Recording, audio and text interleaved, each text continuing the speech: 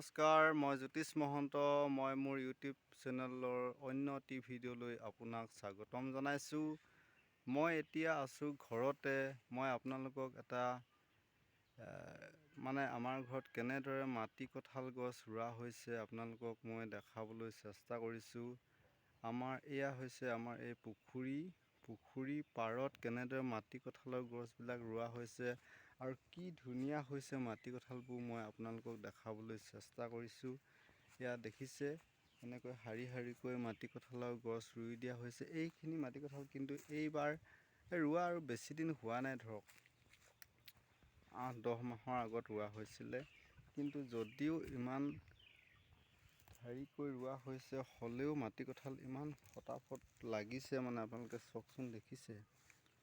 এয়া হৈছে এই পুখুৰী পাৰ। এইবিলাক হৈছে পুখুৰী পাৰত দেই, তেনেকৈ বাৰী মাটি তেনেকুৱাত নহয়। কিন্তু এয়া পুখুৰী পাৰতহে ৰোৱা হৈছে। এয়া চাওক, বহুত দূৰলৈকে পুখুৰী পাৰটোত ৰুই দিয়া হৈছে।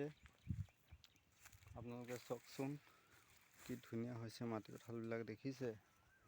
এয়া যথেষ্টখিনি ৰোৱা হৈছে মাটি কঁঠাল আপোনালোকক দেখাবলৈ। মাজে মাজে কলগছো আছে 2-এজোপা, আৰু এইফালে তামোল গছো আছে। তামোল 2-এজোপা লাগিবলৈ আৰম্ভ কৰিছে আৰু যিখিনি অকণমান ডাঙৰ হৈছে। এয়া চাওক মাটি কঁঠাল।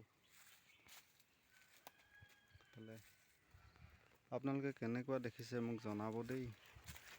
আপোনালোকে এনেদৰে যদি আপোনালোকৰ ঘৰত পুখুৰী আছে তেতিয়াহ'লে আপোনালোকেও পুখুৰীৰ পাৰত মাটি কঁঠালৰ গছ ৰুব পাৰে।